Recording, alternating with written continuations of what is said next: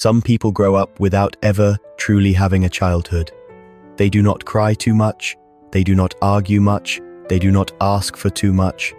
Adults often look at them and say, "This child is so mature," but sometimes what looks like maturity is not peace. It is a child learning very early how to become smaller, so the world around them feels less dangerous. There was a boy like that. At school, he was the kind of student teachers liked immediately. He never caused trouble. He never interrupted. He always submitted his work on time. He always nodded when spoken to. His classmates thought he was simply quiet.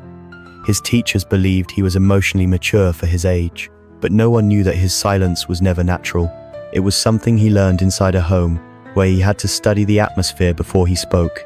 Every morning before the day even began, he had already learned to sense whether the house felt calm or heavy.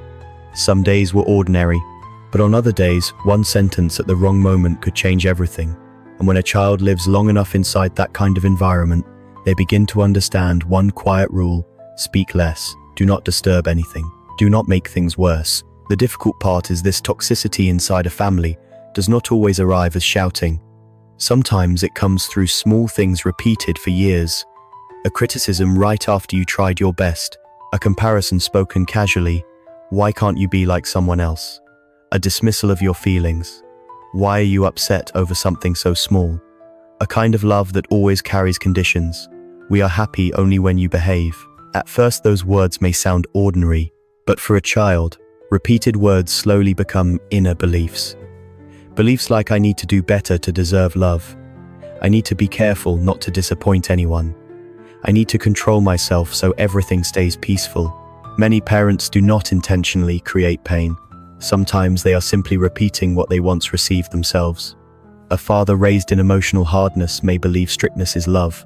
A mother who grew up in insecurity may unconsciously control too much because losing control feels frightening.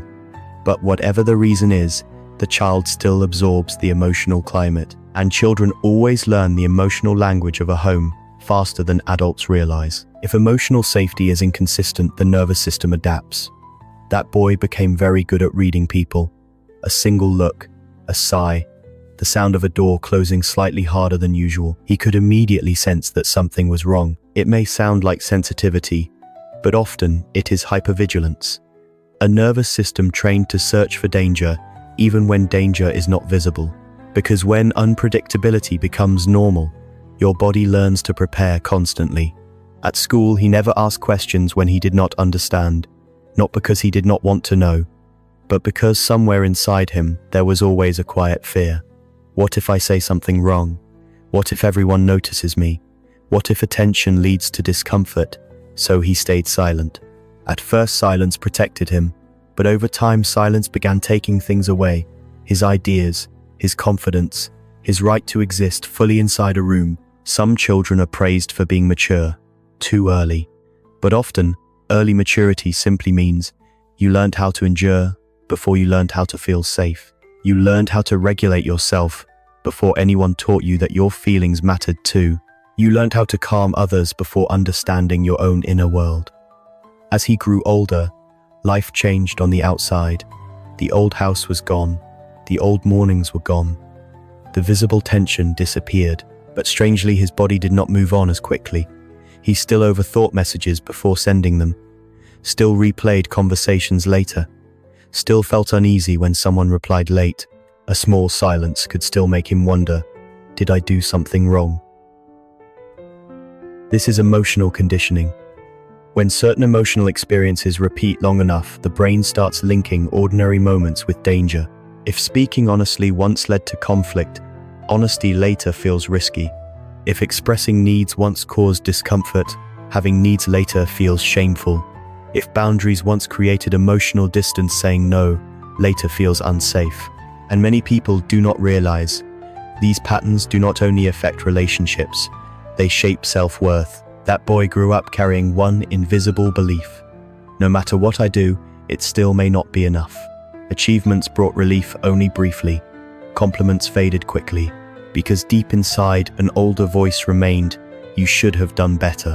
That is what happens when expectation appears more often than emotional affirmation.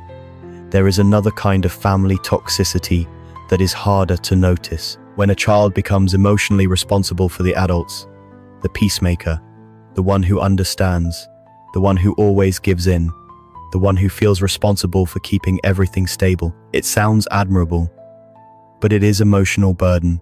No child should carry the responsibility of balancing adult emotions, and later in life, those children often become adults who apologize too quickly, tolerate too much, struggle to set boundaries, find it difficult to say what they truly need, and often they believe this is simply their personality, when in reality it is a survival pattern, a survival strategy that stayed too long.